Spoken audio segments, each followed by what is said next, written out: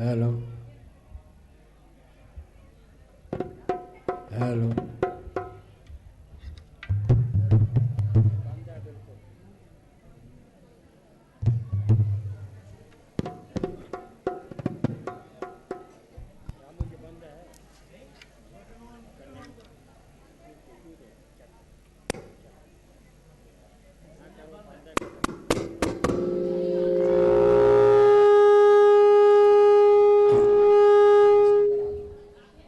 Hello hello hello hello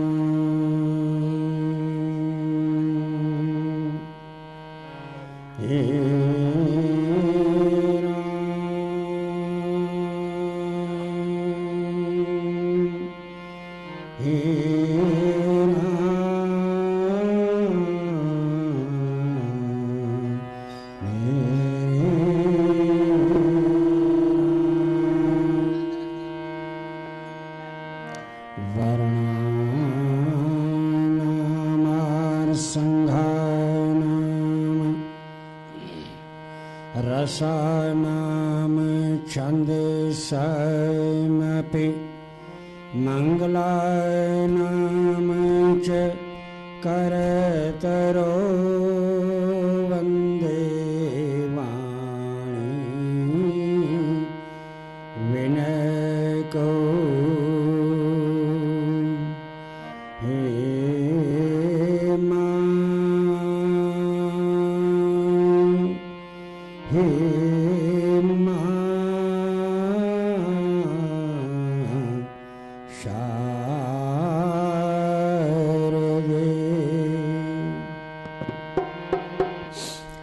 Ram काम धाम धाम हम कहो के गुलाम नहीं घूमते हैं 10 दिस सारी बुआ हमारी है हाँ सारी बुआ हमारी काम धाम धाम हम कहो के गुलाम नहीं घूमते हैं 10 दिस सारी बुआ हमारी है हाँ सारी बुआ हमारी है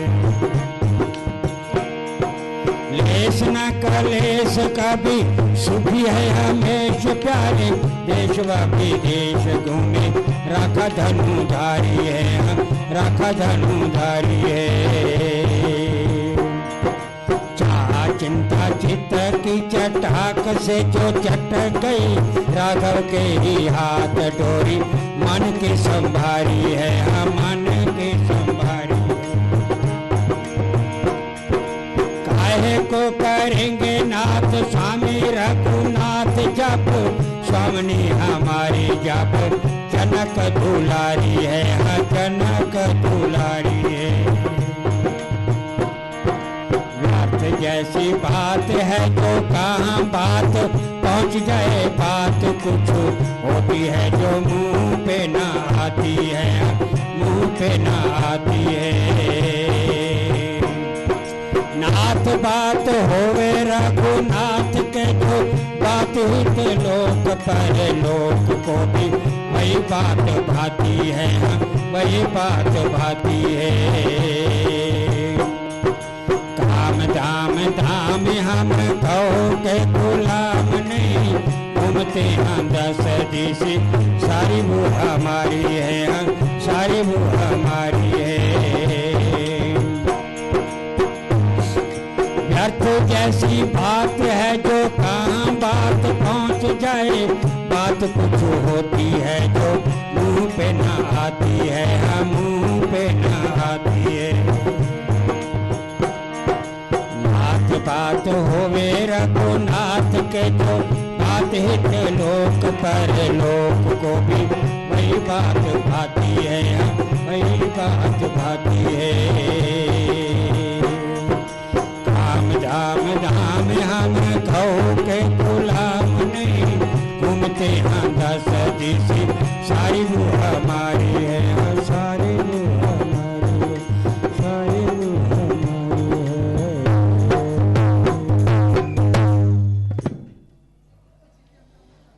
आदरणीय सम्मान के योग डॉक्टर साहब,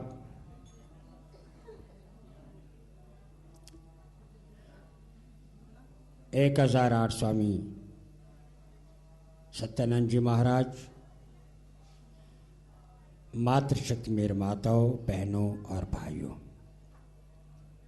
आज बड़ी प्रसन्नता की बात है कि आज जो है आप पुण्य रूपी नाव के अंदर बैठने वाले हैं। अभी तक भी कुछ पता नहीं है, पता यूं नहीं है क्या मालूम किसके भाग्य में जाना है, या चढ़ते चढ़ते भी रुक जाना है। भाग्य उसी का उज्जवल होता है जो नेक कर्म करता है, प्रभु का स्मरण करता है और साथ में प्रभु का नाम लेता है। वही प्रभु जो है अपने स्वयं भेजे हुए नाव को और उसी समय आदर सम्मान के साथ कहते हैं, भक्तराज आओ सुंदर से नाव पर बैठिए। और वो पुण्य कर्म कराने वाले कौन हैं? करने वाले आप हैं। कराने वाले कौन हैं? बच्चा स्वयं नहीं चलता, बच्चे को चलाया जाता है। उंगली पकड़ करके सहारा दे करके चलाया जाता है। चलाने वाला कौन हुआ? मां और पिता। तो नाव के अंदर बिठाने वाले कौन हैं? डॉक्टर साहब हैं? जिनकी कृपा से आप लोग पुण्य रूपी नाव के अंदर बैठना चाहते हैं। नाव बिल्कुल तैयार है, पीछे आपने देखा बिल्कुल नौका सजा रखी है, केवट भी तैयार है और इंतजार है। और गुरुजन की आज्ञा और आपका भाग्य, देखो कौन किस किस को ले जाते हैं। इसी प्रकार से पुण्य रूपी व्यक्ति जो होती हैं उसका कार्य कहीं रुकता नहीं है, कहीं नहीं रुकता और वो आगे बढ़ते ही बढ़ते चले जाते हैं। तो कहने का भाव है कि इसी प्रकार से अपने पुण्य को जगाते रहो। जितना पुण्य जागेगा उतना आप लोग फलीभूत होंगे।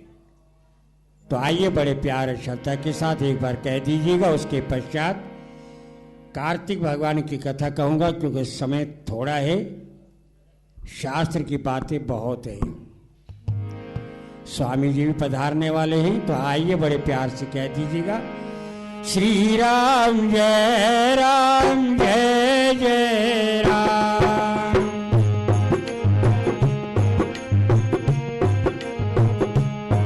आज मैं कह रहा हूं,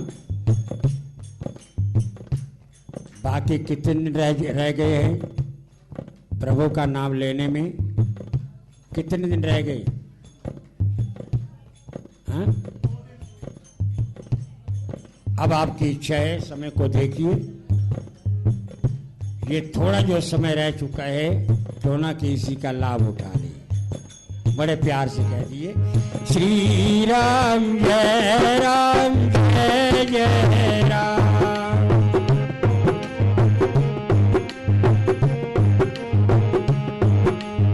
श्री राम जय जय राम।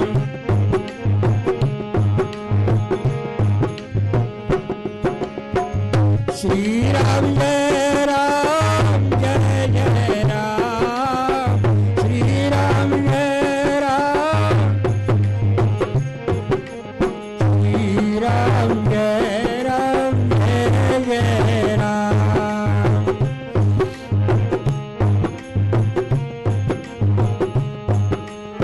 श्री राम जय जय राम।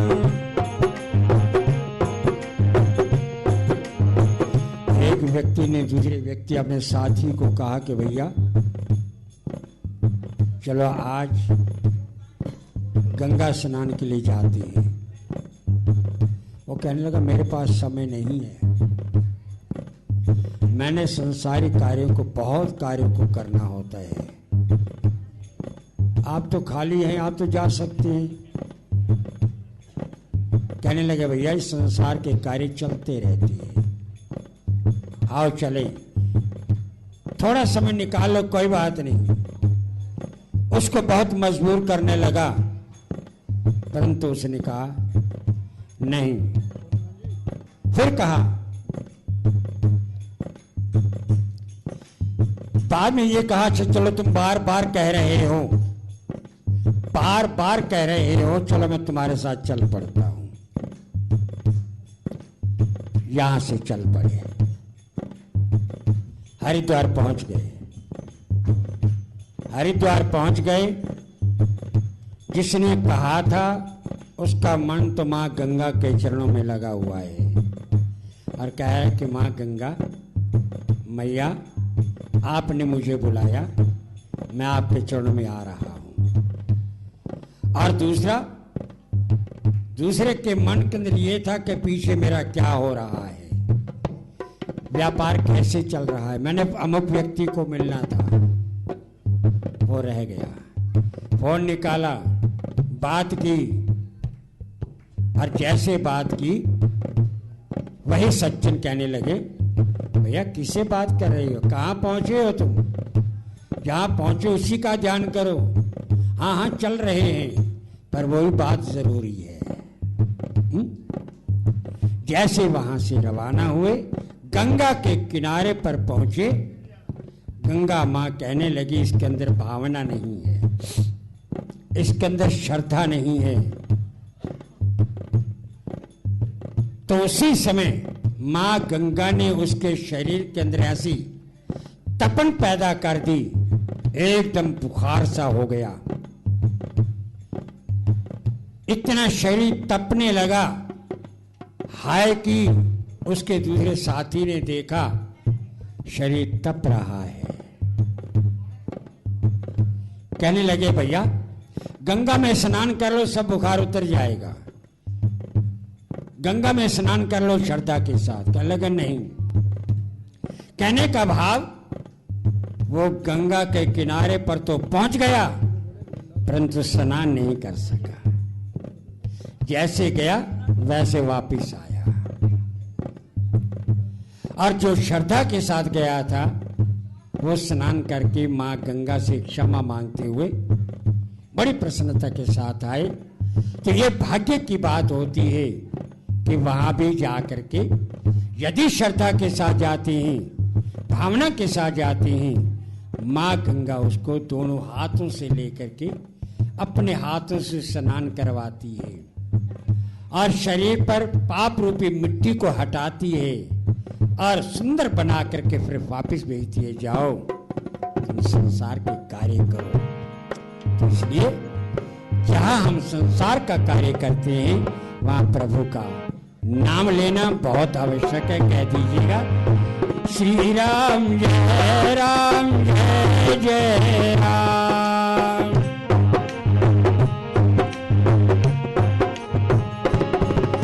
श्री राम जय जय राम। श्री राम जय राम। श्री राम जय जय राम।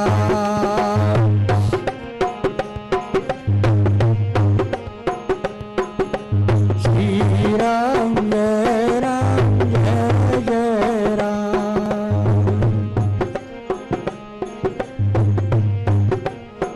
बोल मात्र गंगा की सवारी जय। आप जा रहे हैं हरिद्वार, गंगा के किनारे पर, उसी स्थान पर जा रहे हैं जहां राम जी ने स्नान किया था। जहाँ राम जी ने स्नान किया था उस स्थान पर आप लोग जा रहे हैं, और जाते हुए मन को शुद्ध करते हुए चले तो पुण्य मिलेगा। तो इसी प्रकार से अब मैं कार्तिक भगवान की कथा कहने चला हूँ। बड़े प्यार से एक बार श्रद्धा से कह देना है, श्री राम जय जय राम।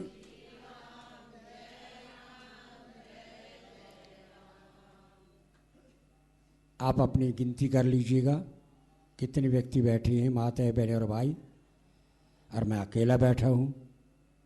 मेरी आवाज़ तो पीछे तक जा रही है, बहुत दूर तक जा रही है, और आपकी आवाज़ यहाँ से बाहर तक नहीं जा रही है। क्या बात है, हरिद्वार चलना है, हैं?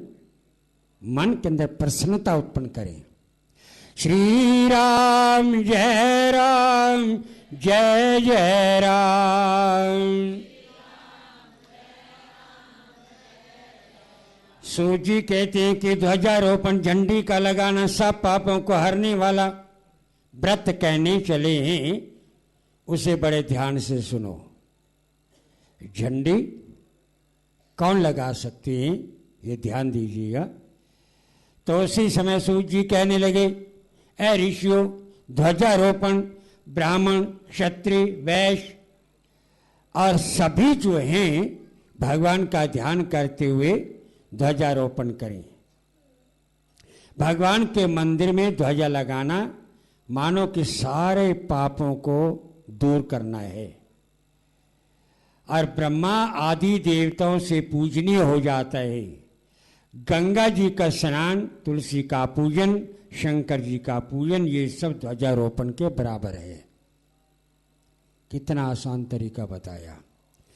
कहने का भाव, अगर कार्तिक मास में इतना भी नहीं कर सके कि मंदिर में जाकर के भगवान को नमस्कार करें, तो आज के दिन केवल ध्वजारोपण करें तो वो उसकी पूजा के बराबर हो जाती है। नित्य नियम करने के पश्चात भगवान विष्णु का पूजन करें। 2 स्तंभ धाता और विधाता का पूजन करें। हल्दी अक्षत चंदन से 20 हाथ भूमि लीप करके और उसी समय अग्नि स्थापित करें। घी और खीर से 108 आहुति दें। ध्वजा को भगवान के मंदिर में जाकर के लगाना और स्तंभ युक्त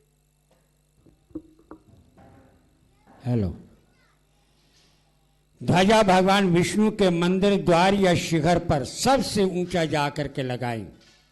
जितना झंडा ऊंचा लगेगा मानो कि उसके उतने ही पाप दूर होते चले जाएंगे, और जितना ही झंडा पवन के अंदर, हवा के अंदर लहराता रहेगा उतने ही पाप धुलते चले जाएंगे। और उसी समय ध्वजारोपण के पश्चात भगवान को स्तुति करें और भगवान से प्रार्थना करें कि प्रभु आप प्रसन्न होइएगा, मैं आपके हर प्रकार से पूजा करने के लिए तैयार हूं, और भक्त वत्सल्य जनार्दन तुम्हें मेरा बारंबार नमस्कार है, नमस्कार है, नमस्कार है। इस प्रकार से भगवान विष्णु की स्तुति करने के पश्चात ब्राह्मण को भोजन कराएं, दक्षिणा आदि दें, और जितनी बार ध्वजा पवन में लहराती है उतने ही पाप नष्ट होते चले जाते हैं। और फिर कहते हैं अगर इतना भी नहीं कर सकते, मंदिर के ऊंचे शिखर पर ध्वजा लगा हुआ है, झंडा लगा हुआ है, केवल शुद्ध भावना के साथ उसे नमस्कार कर दें तो भी उसके पाप दूर हो जाती हैं। बोलो स्वामी जी महाराज की। नारद जी कहने लगे कि सुनो ध्यान से कि सतयुग के अंदर सुमति नाम वाला एक चंद्रवंशी राजा राज्य करता था। वह भगवान का बहुत बड़ा ही भक्त था। प्रातः 4 बजे उठना, मंदिर में जाकर के झाड़ू लगाना, छिड़काव करना, फिर जाकर के स्नान करना, पश्चात मंदिर में आकर के भगवान की पूजा करना और कथा को ब्राह्मण के द्वारा सुनना। और ध्यान रहे राजा होते हुए भी अहंकार रहित नीचे बैठ करके, आप देखा है कई बार हमारे डॉक्टर साहब कभी मंच पर नहीं बैठते। क्या ये राजा से कम है? भगवान ने बड़ी कृपा की है, राजा के समान ही, कभी मंच पर नहीं बैठती। और इतने तक वो ये कहते हैं कि मेरी जगह तो नीचे है, नीचे बैठती है। तो इसी प्रकार से राजा भी अहंकार रहित होकर के ब्राह्मण से जाकर के जब कथा सुननी है, नीचे बैठ करके कथा सुनते थे। और कहते हैं कि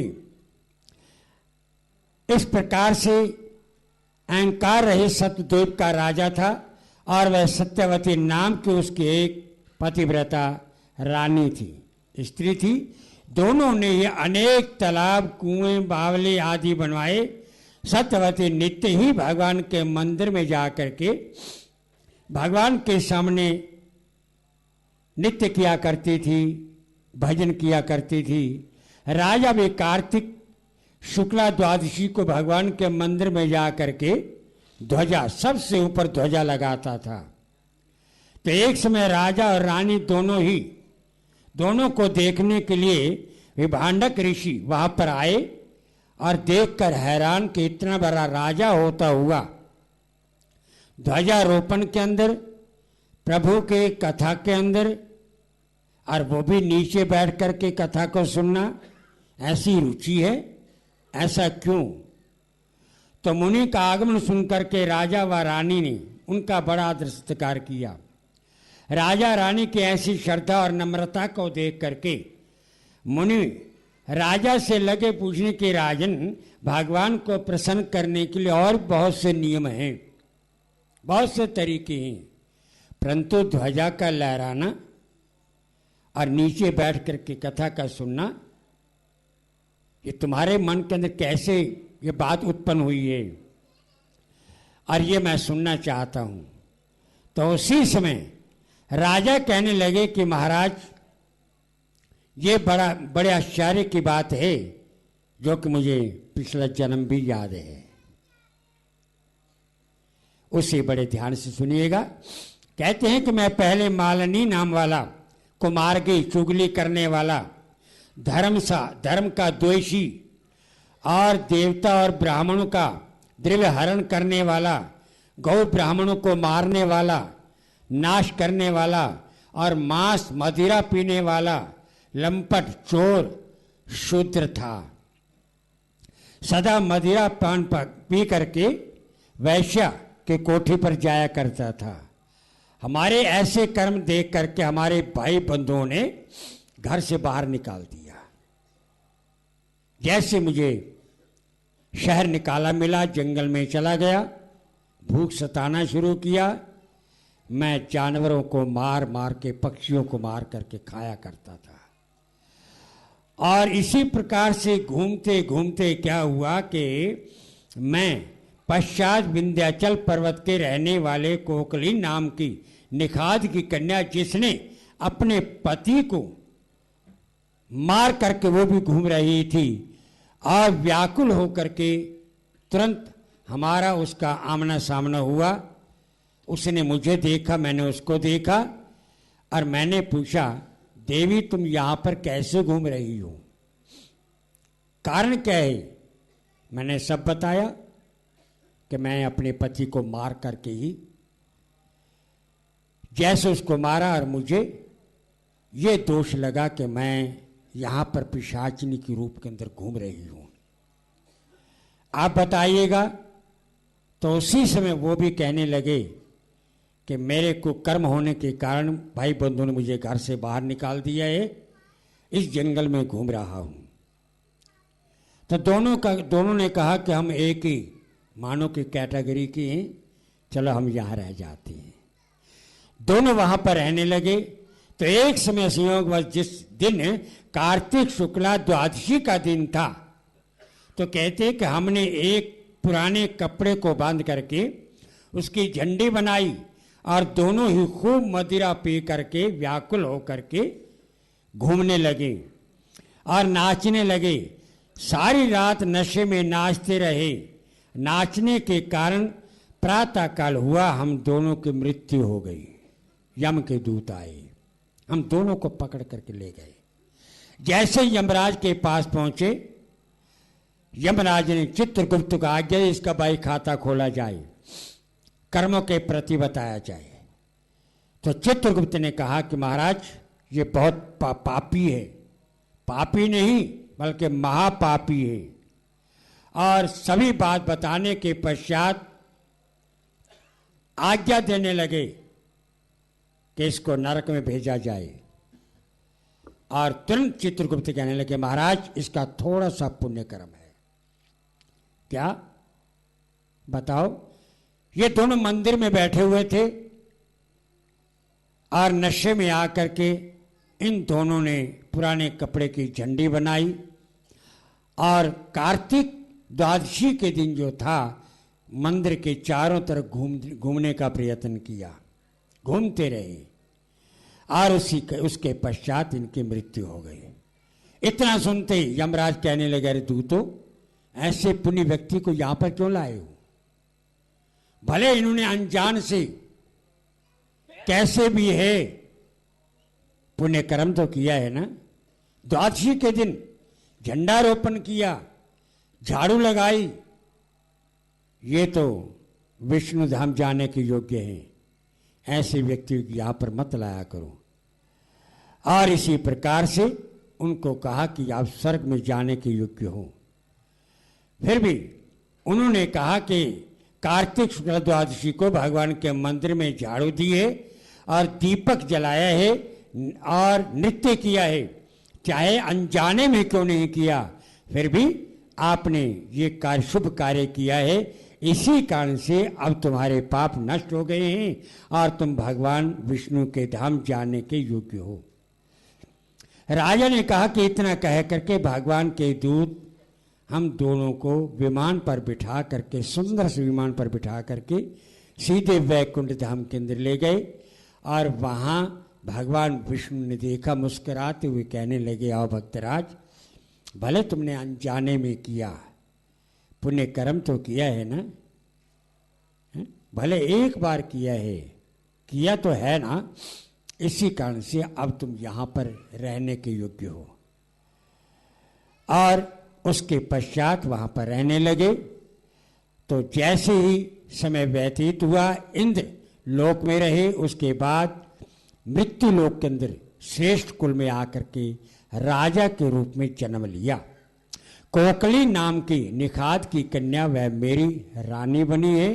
यहां भी भगवान की कृपा से अतुल संपत्ति है, किसी प्रकार की कमी नहीं। और हमने बिना इच्छा से ध्वजारोपण किया है, उसका हमें ये फल मिला है कि हम राजा बने हैं और यहाँ पर मेरा मान है, सम्मान है।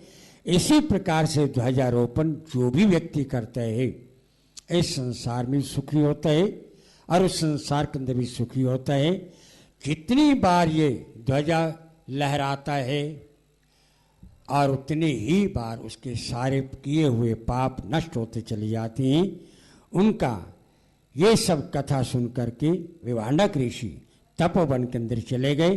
तो नारद जी कहते हैं कि राजन, जो कि इसी प्रकार से ध्वजारोपण करते हैं, द्वादशी के दिन उनके सारे पाप नष्ट हो जाते हैं और उनको विष्णु धाम प्राप्त होता है और इस संसार के अंदर सुखी रहते हैं।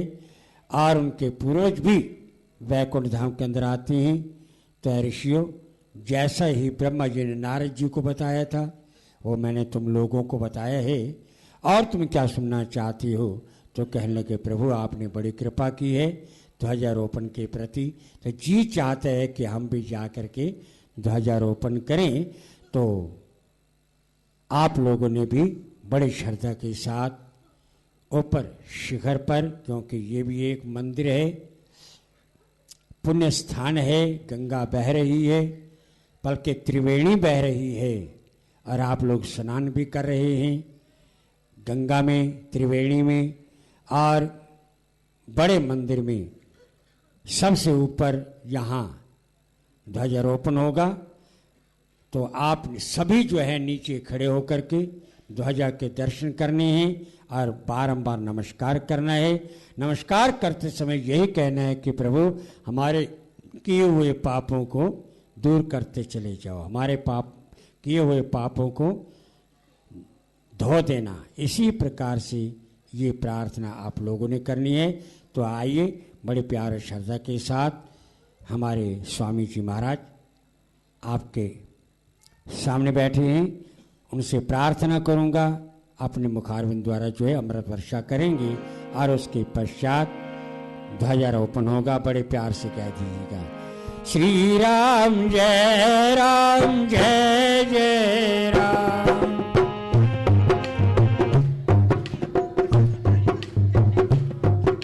और थाली ले जाना, थाली। श्री राम जय जय राम।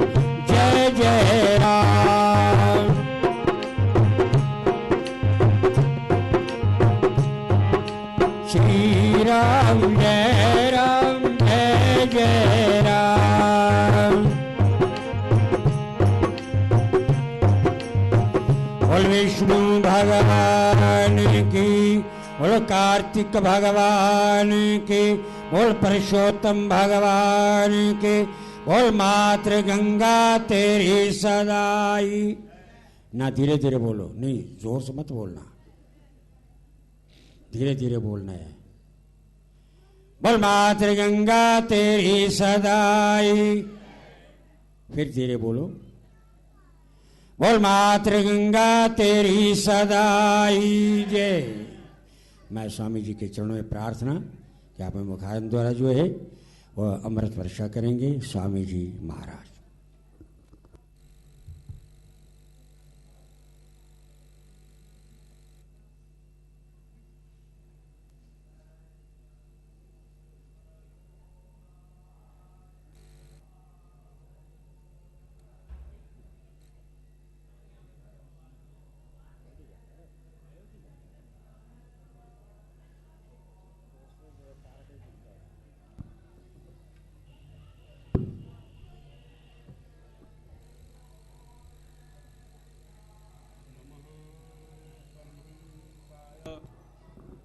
स्वादी चरण कमल चिन्मकरंदाय भक्तजनमानस निवासाय यत्र यत्र रघुनाथ कीर्तनम तत्र तत्र कृतमस्तकांजलिं वाष्पवारि परिपूर्णलोचनं मारुतिं नमतरा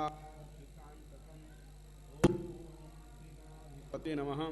ओम श्री रामचंद्राय नमः। ओम श्री राम भद्राय नमः। ओम श्री सीतया पते नमः।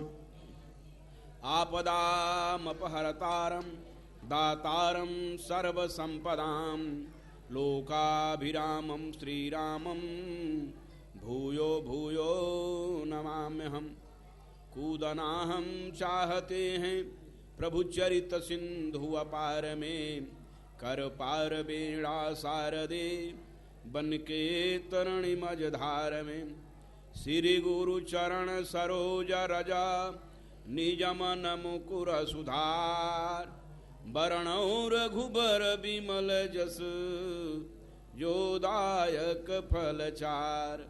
बुद्धिहीन तनु जानिके सुमिरौ पवन कुमार, बल बुद्धि विद्या देहु मुहि हरहु कलेश विकार। सियापति रामचंद्र महाराज की जय, उमापति महादेव जी की जय, पवन पुत्र श्री हनुमान जी महाराज की जय। बोलो भाई सब संत समाज की जय। योऽन्तः प्रविश्य मम वाचमिमां प्रसुप्तां संजीवयत्यखिल शक्तिधर स्वधाम्ना। अन्याश्च हस्तचरण श्रवणत्वगादीन् प्राणानमो भगवते पुरुषाय तुभ्यं। गंगातरंगरमणीय जटाकलापं गौरी निरंतर विभूषित वामभागं। नारायणः प्रियमनङ्गमदापुहारं वाराणसीं पुरपतिं भज विश्वनाथम् अखण्डमण्डलाकारं व्याप्तं येन चराचरं तत्पदं दर्शितं येन तस्मै श्रीगुरुवे नमः। ॐ श्री गुरुदेव चरणकमलेभ्यो नमः। मनोजवं मारुततुल्यवेगं जितेन्द्रियं बोधिमतां वरिष्ठं वातात्मजं वानरयोथमुख्यं श्रीरामदूतं शरणं प्रपद्ये। श्रीरामदूतं शरणं प्रपद्ये।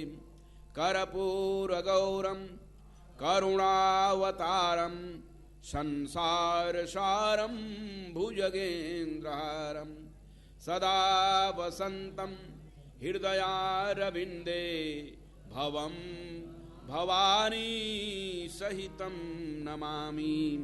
भवं भवानी सहितं नमामि। श्री राम जय राम।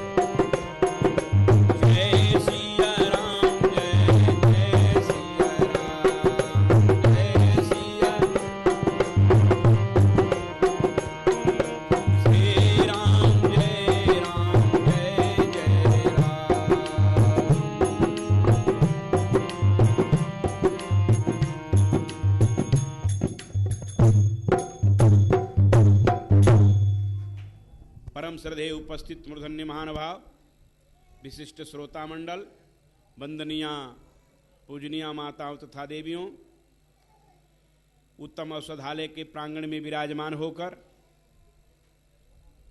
भगवत चरित्र के माध्यम से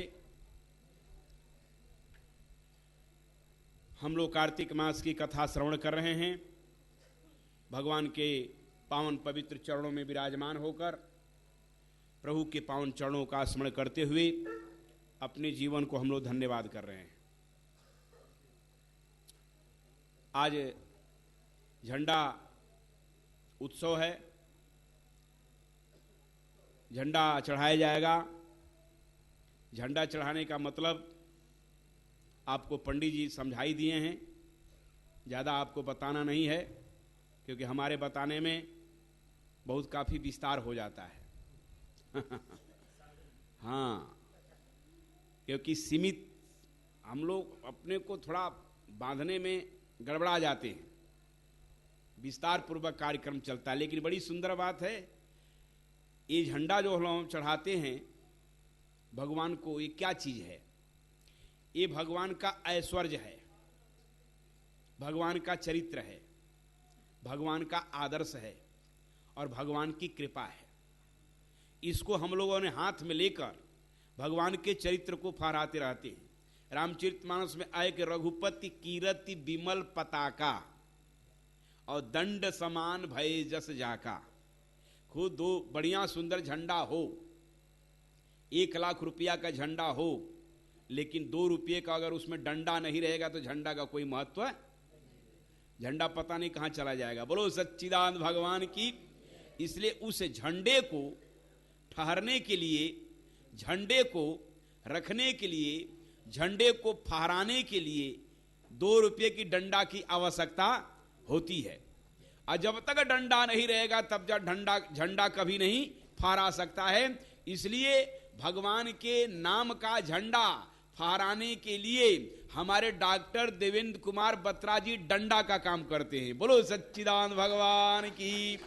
क्योंकि रघुपति कीरति विमल पताका दंड समान भय जस। बस यही विराम कर रहा हूं। अगला कार्यक्रम आपके सामने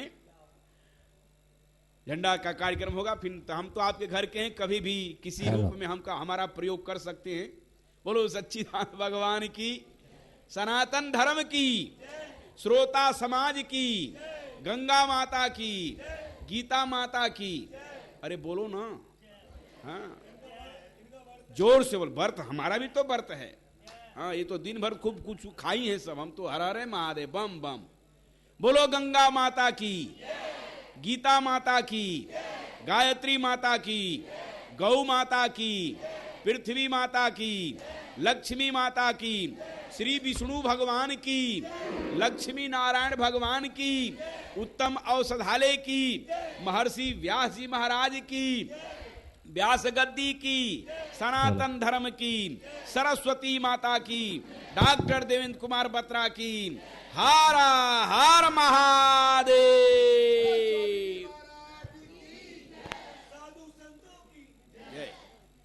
जय माता की। अब झंडा रोपण होगा, उसके बाद आरती होगी। आरती के बाद सभी ने अपनी बसों में बैठना है। अपने पर्स, मोबाइल, अपनी कोई भी कीमती चीज, कोई भी अगर जरूरी है मोबाइल या जो भी पर्स जरूरत है वो लेके जाएं।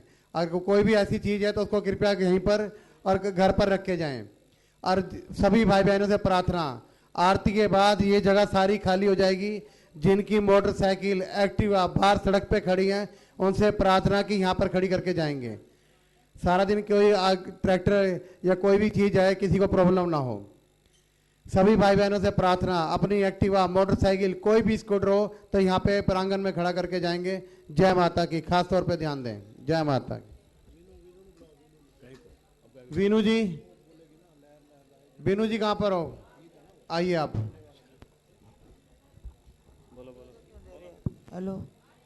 बोलो कार्तिक भगवान की जय। बोलो विष्णु भगवान की जय। बोलो लक्ष्मी नारायण भगवान की जय। बोलो सियावर रामचंद्र महाराज की जय। जयकारा ऊंची आवाज में लगाइए। बोलो महावीर बजरंग बली की जय। जयकारा वीर बजरंगी हर हर महादेव। बोलो पूज्य बाबा रामदास जी गिरी महाराज की जय। क्या बनाया नहीं हमारे बनियाई हैं? नहीं तो झूठ बोल रहे हो, गड़बड़ हो जाएगा। पकड़ो मैं झंडे ला रही हूँ। नहीं थोड़ा नहीं, अपने बनाया ही नहीं। हाँ क्योंकि 3 बार आप बोले हेलो, पाकिट लगा कर ठीक रखो। अब हम नहीं कहेंगे आपको। हाँ बिल्कुल, संत के सामने एक बार कहने के बाद तो उसमें काम लगा जाना चाहिए। हाँ बिल्कुल, अब बिगड़ने न पाए। उसी जिस रंग का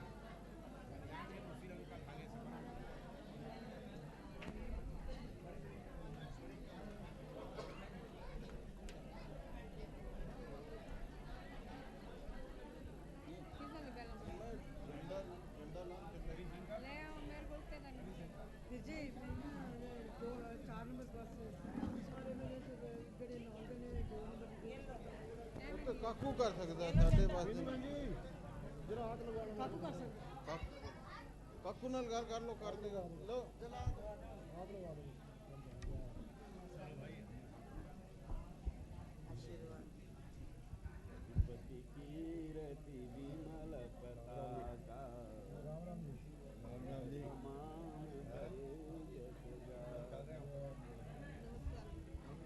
हेलो। हवन कल सुबह 6 बजे होगा। सभी भाई बहन खासतौर पर ध्यान दें कि हवन कल सुबह 6 बजे शुरू होगा, ध्यान रखें।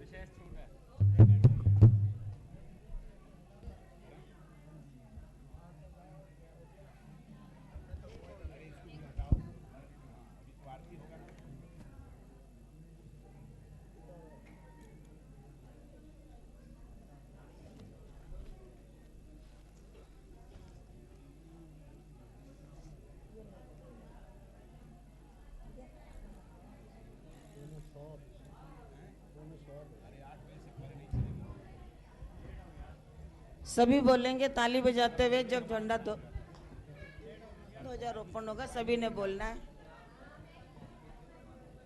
भैया भैया तब तक भजन बोल लूं। भजन वो लहर आए झंडा अभी बोलेंगे।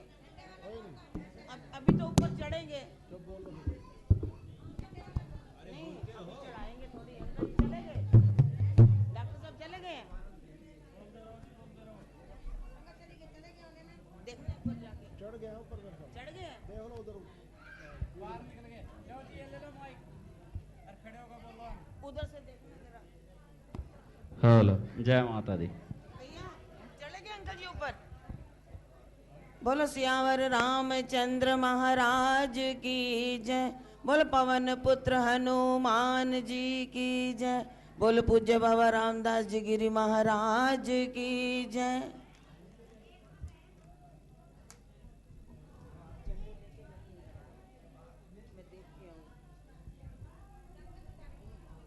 वीनू बहन जी कोल्डलेस माइक ले लो, वहाँ चले जाओ। देखो कोल्डलेस माइक, अरे ये माइक बस यही हूँ, ये हूँ। हाँ बोल रही हूँ। अंकल जी ऊपर चढ़ेंगे तभी तो। हाँ जी बोलो सियावर रामचंद्र महाराज की जय। लहर लहर लहराया रे झंडा बजरंग बली का। लहर लहर लहराया रे झंडा बजरंग बली का। बजरंग बली का झंडा बजरंग बली का। बजरंग बली का झंडा बजरंग बली का। लहर लहर लहराया रे झंडा बजरंग बली का। लहर लहर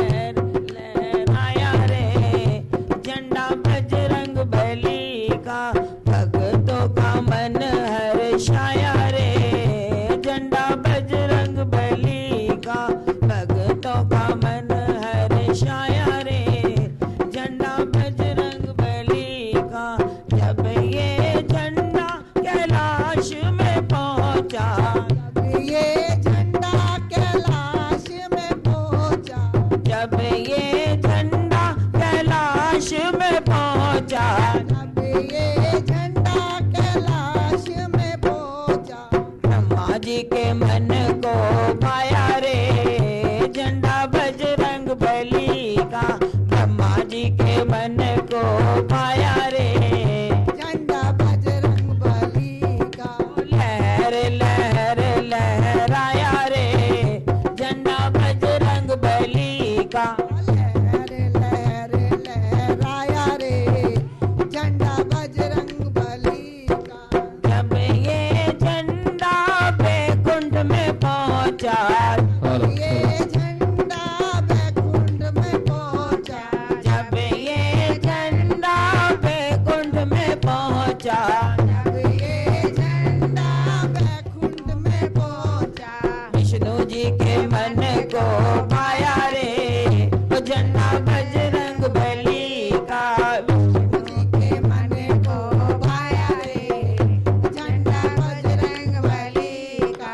लहर लहर लहराया रे, झंडा बजरंग बली का। लहर लहर लहराया रे, झंडा बजरंग बली का। जब ये झंडा काश में पहुंचा, जब ये झंडा काश में पहुंचा। जब ये झंडा कैलाश में पहुंचा, जब ये झंडा काश में पहुंचा। कैलाश में पहुंचा, कैलाश में पहुंचा। कैलाश में पहुंचा, कैलाश में पहुंचा। कैलाश में पहुंचा और पर्वतों पे पहुंचा, कैलाश पे पहुंचा, पर्वतों पे पहुंचा। शंकर जी के शंकर जी के मन को पाया रे, और झंडा बजरंग बली का। शंकर जी के मन को पाया रे, झंडा बजरंग बली का। गौरा जी के मन को पाया रे, झंडा बजरंग बली का। गौरा जी के मन को पाया रे, झंडा बजरंग बली का। लहर लहर लहराया रे, झंडा बजरंग बली का। लहर लहर लहराया रे, झंडा बजरंग बली का। जब ये झंडा मथुरा में पहुंचा, अब ये झंडा मथुरा में पहुंचा। जब ये झंडा मथुरा में पहुंचा, जब ये झंडा मथुरा में पहुंचा। ये झंडा मथुरा में पहुंचा। मथुरा में पहुंचा, मथुरा में पहुंचा। राधा जी के मन को पाया रे, झंडा बजरंग बली का। राधा जी के मन को पाया रे, झंडा बजरंग बली का। कृष्ण जी के मन को पाया रे, झंडा बजरंग बली का। कृष्ण जी के मन को पाया रे, झंडा बजरंग बली का। लहर लहर लहराया रे, झंडा बजरंग बली का। लहर लहर लहराया रे, झंडा बजरंग बली का। जब ये झंडा कलवेड़ी में पहुंचा, जब ये झंडा कलवेरी में पहुंचा। बेड़ी में पहुंचा, कुटिया में पहुंचा। कलवेरी में पहुंचा, कुटिया में पहुंचा। जब ये झंडा कलवेड़ी में पहुंचा, जब ये झंडा कलवेरी में पहुंचा। बाबा जी के बाबा जी के मन को पाया रे, झंडा बजरंग बली का। बाबा जी के मन को पाया रे, झंडा बजरंग बली का। लहर लहर लहराया रे, झंडा बजरंग बली का। लहर लहर लहराया रे, झंडा बजरंग बली का। जब ये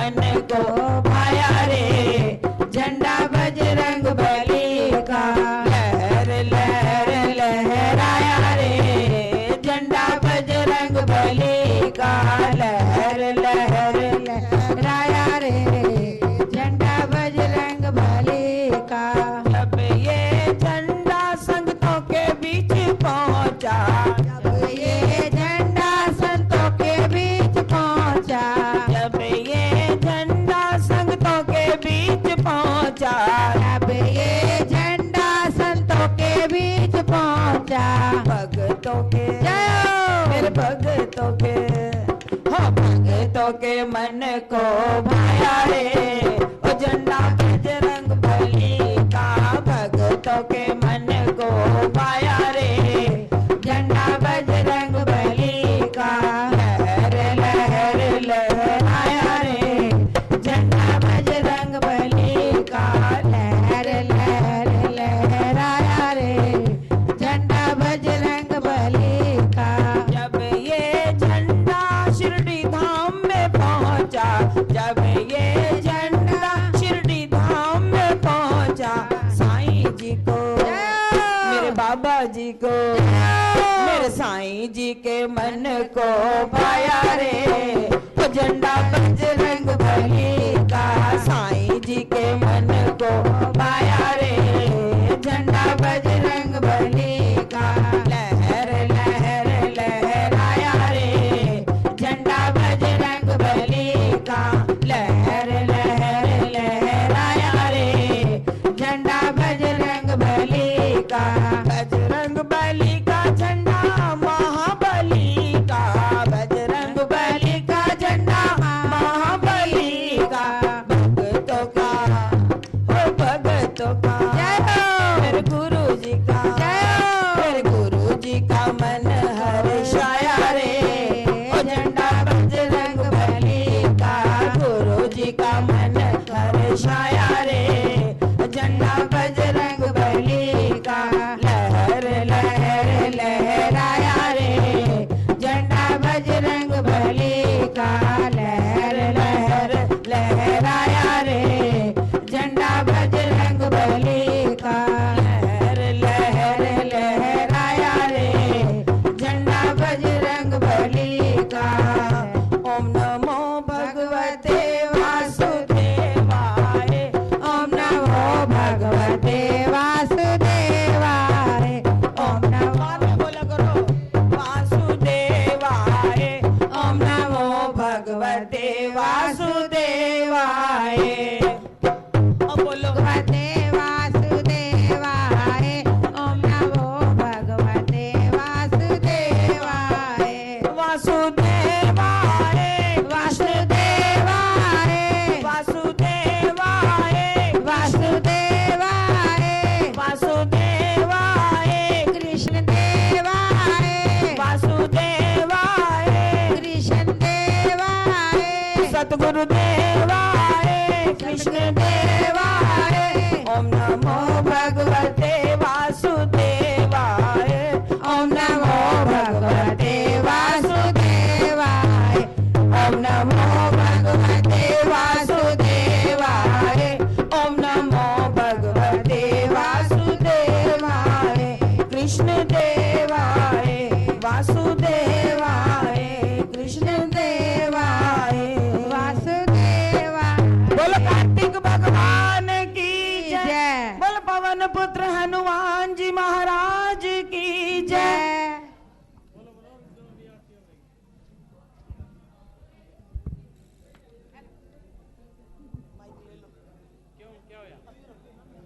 हेलो सभी प्रभु की आरती करनी है।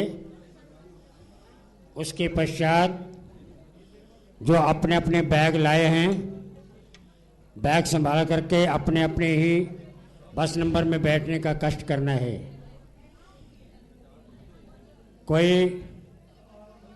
इनका नाम लिखा हुआ है, कार्ड बने हुए हैं, कोई अपने घर जाने का प्रयत्न न करें। जो घर कार्ड भूल करके आए हैं कृपया वो अपने घर में वापस पहुंच जाएं। माइक देख कहाँ है? क्या है यार, इसकी आवाज़ कम है, दो में बस शेर आ। हेलो हेलो क्या है?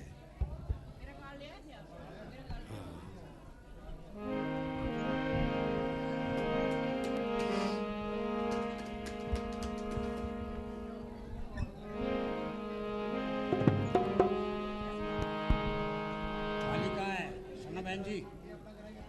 थाली कहाँ है? थाली तिलक वाली लाओ इधर। वीरेंद्र जी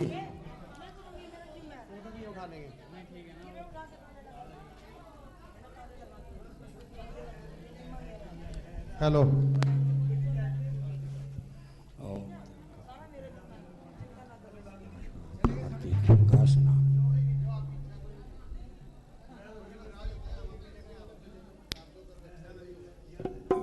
ये थाली पकड़ो जी आरती के लिए। ओम जय जगदीश स्वामी जय भक्त जनों के संकट दास जनों के संकट क्षण में दूर करे।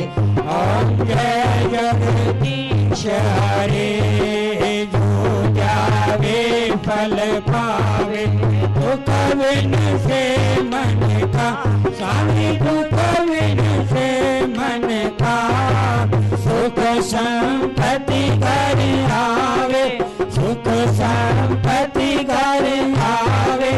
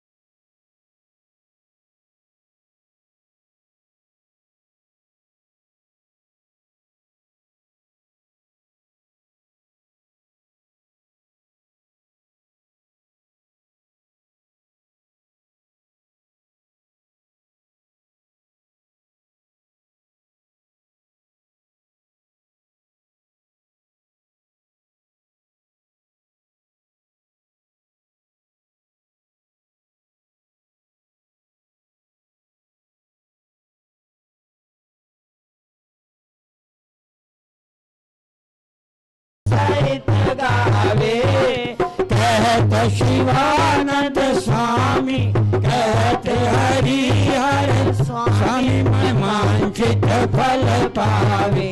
ओम जय जगदीश हरे धन मन धन सब कुछ है तेरा स्वामी सब कुछ है तेरा तेरा तुझको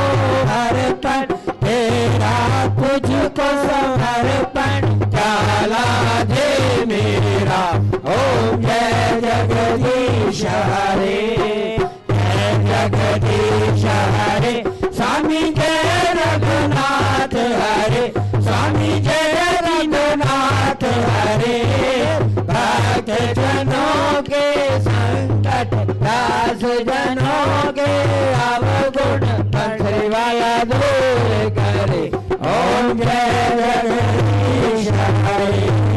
त्वमेव माता च पिता त्वमेव, त्वमेव बन्धो च सखा त्वमेव, त्वमेव विद्या द्रविणं त्वमेव, तमेव सर्वं मम देव देव। दाता के दरबार में खड़े सभी हाथ जोड़, देवन वाला एक है मांगत लाख करोड़। आज भी तेरा आसरा, कल भी तेरी आस, घड़ी घड़ी तेरा आसरा, शेर तुम्हारा मास। प्रभु धन इतना दीजिए जो मैं ग्रस्त समाए, मैं भी भूखा न रहूं और साधु न भूखा जाए। गुनाहगार की बेनती सुनो गरीब निवास, जो मैं पूत कपूत हूँ मेरे गौड़ पिता को लाज। बांसुरी वाले सांवरे दो दर्शन कवार, शरण चरण की दीजिए छूट न तेरो द्वार। बाकी झांकी शाम की बस है जय के बीच, जब चाहूं दर्शन करूं जड़ के मीच। गैया का दूध पीऊं, गीता पाठ, गंगा स्नान दे, साधन का संग, दृश्य जंग